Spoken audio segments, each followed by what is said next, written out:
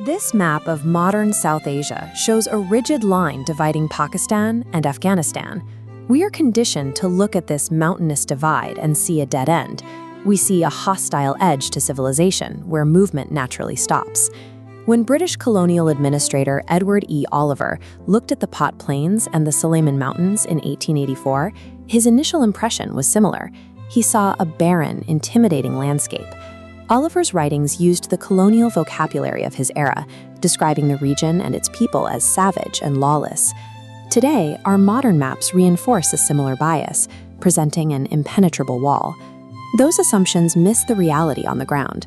Historically, this landscape operated as one of the busiest commercial crossroads on Earth, an international corridor connecting Central Asia to the Indian subcontinent.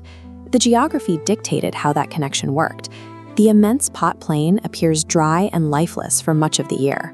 But sudden seasonal rains turn the hard clay into deep mud, eventually blooming into a vast winter pasture. This map isolates the massive Sulaimans mountain range to the west. It stands as a continuous wall separating the plains from the Afghan highlands. But looking closer, we see deep channels carved by water and pressure. The most critical is the Gomal Pass.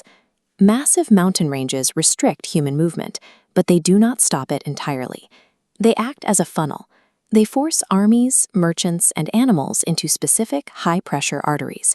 The people who mastered these arteries were the Powindas. They were migratory Afghan communities whose entire social organization was adapted to constant movement across the specific terrain. During the winter season, tens of thousands of Powindas entered the district, bringing with them hundreds of thousands of sheep, goats, and camels. They followed a strict seasonal rhythm. The caravans descended from the freezing Afghan highlands in the colder months to graze their animals in the plains, and migrated back up through the passes as summer approached. A single caravan contained wealthy merchants, pastoralists tending flocks, families running seasonal camps, and laborers traveling to break stone. Moving enormous quantities of wealth through these passes required serious protection. The caravans traveled as armed expeditions, negotiating safe passage or fighting rival factions like the Waziris to defend their livestock and goods. This map of historical trade networks shows the result of their movement. Bukhara, Kabul, and Kandahar connected directly through the Gomal Pass to Dera Ismail Khan, which then dispersed goods deep into Indian markets like Delhi and Benares. The Powinda system operated as a complex, self-sustaining mobile civilization. It functioned as a living, heavily armed transcontinental supply chain. Oliver recorded this system in 1884, exactly at the moment it encountered a new technology. British railway tracks were advancing toward the frontier. The ancient commercial rhythm relied entirely on camels, the timing of the seasons, and delicate negotiations with local tribes for safe passage. The incoming industrial age replaced those methods with fixed railways, military garrisons, and formalized tolls. This permanent infrastructure overwrote the old economy. The speed and security of rail transport eventually eliminated the need for the massive, slow-moving seasonal caravan.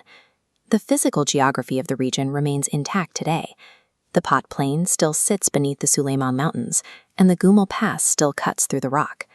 But as this trade map shows, the drawing of a modern national border severed those ancient commercial arteries, turning a fluid zone of interaction into a hard dividing line. To understand the history of this region, we have to look past the static boundaries drawn on contemporary maps. Long before administrative borders existed, geography and human endurance created corridors that connected our world.